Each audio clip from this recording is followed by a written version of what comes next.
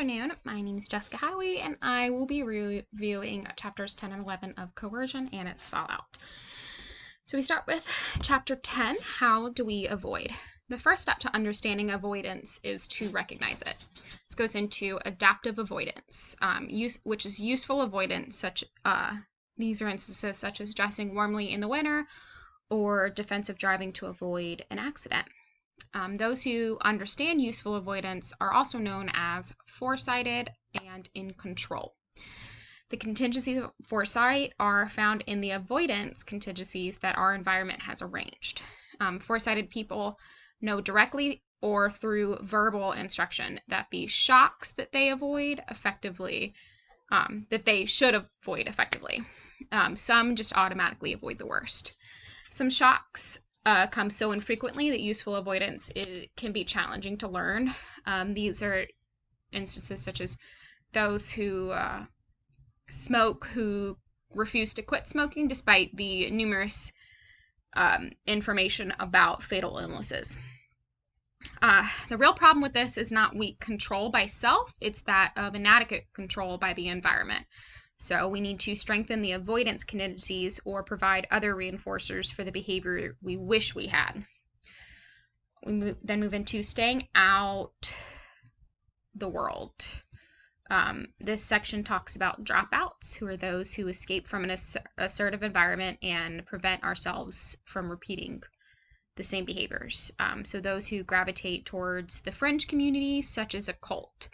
The draw to these is that it is a surrender of responsibility and being shielded from the world ruled by escape and avoidance. This is another form of avoidance behavior. Recognizing this as avoidance is the first step in bringing dropouts back to society. This is especially important for the youths because they have more opportunity. If you intervene when they're young, they have more opportunity integrating back into society. We move into It's Not My Problem. This section discusses disengagement, which is avoiding participation in community and responsibilities. This appears in situations such as the elections, which is relevant right now as we're going through such an important one. I know personally in the past, I avoided to vote for numerous reasons. One, maybe I didn't necessarily agree with any of the people running. When I was younger, it was more so that I didn't know enough information about the people that I was voting for. So I either just wouldn't, or I voted for whoever my parents told me they were voting for, instead of doing the research myself. People have become cynical about politics and automatically accept the corruption of elected officials. We tend to disengage ourselves by remaining uninvolved in these matters, which can be more dangerous to society in the long run, especially when it comes to electing officials. We regard our failures to act as a no decision, but that doesn't actually exist. Refusing to make a decision in itself is a decision.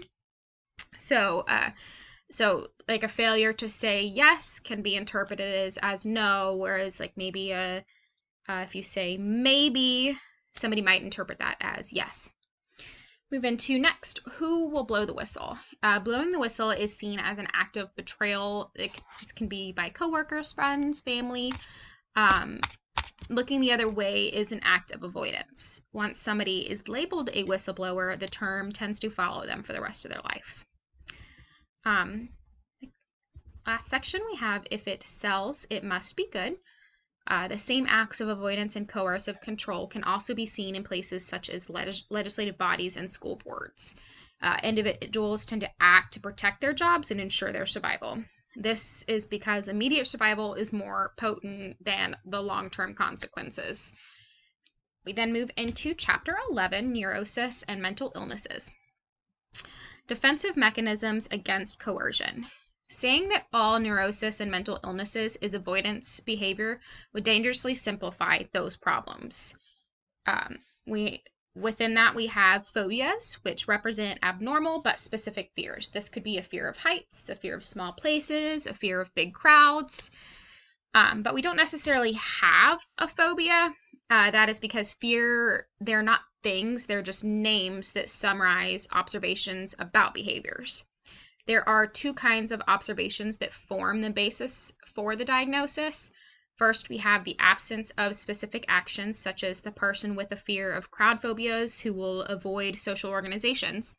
Second, we see some actions occurring more often than expected, with the person with fear of crowds maybe taking a long detour around if they see a large crowd forming ahead.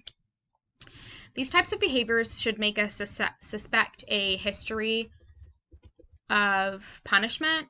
Classical psychiatry attempts to discover the original shocks that were responsible and work from there, whereas behavioral analysis, they don't tend to determine what experience may have created those fears. Instead, it treats the patient's current acts of avoidance directly. We then have reaction formation, which is the avoidance behavior where we prevent ourselves by taking an opposite action when the action evokes a shock. So if we're mad at our parents, we instead show affection, as that's the safest course of action. Reaction formation does not differ in principle from any other adaptation to coercion opportunities. Although reaction formation can be adaptive, it can also limit options and keep us from experience and growth. We then have sublimation, which is a defense mechanism against coercion where we transform our behavior into an acceptable direction. The example they give in the book is learning to play with clay instead of feces in a child. We then have projection, which is blinding ourselves to our contact by attributing it to someone else. So you're projecting what happened to you onto somebody else. Then we have displacement, which is a form of avoidance that we direct the disapproved conduct at someone who's not likely to punish us. So a 2-year-old who doesn't necessarily want his new little sister in the picture, which the parents won't tolerate. So instead, he hits the family dog, who always follows that up by moving away. Because these shocks are hidden from view, it can prove challenging to identify a particular activity as displacement or avoidance. Then have regression, which is a grown-up acting like a child or a child acting like a toddler. This allows one to avoid punishment. So this could be an instant like a child having like a child that's maybe about 4 or 5 having an accident and their parents knowing that it'll gain their mother's attention away from their new sibling. Regressive behavior is not the problem, it's the coercion that causes the regression. Obsessions and compulsions. Those are behaviors that are repeated so frequently that they become obsessive or compulsive. Compulsiveness is a self-control technique which is adaptive and reasonable. This can become problematic, and that is when it needs to be identified and treated. Conversion disorders, physical reaction to avoid coercive pressure. So this is instances such as hypochondria. Sometimes people could become blind or unable to walk, and this allows one to avoid all kinds of obligations and responsibilities. We then have amnesia, fugue, and multiple personality, a behavioral reaction to avoid coercive pressure. Instead of reacting to intense coercive pressure by compromising some physical function, we may inactivate a behavioral function. We finish it off by what is abnormal.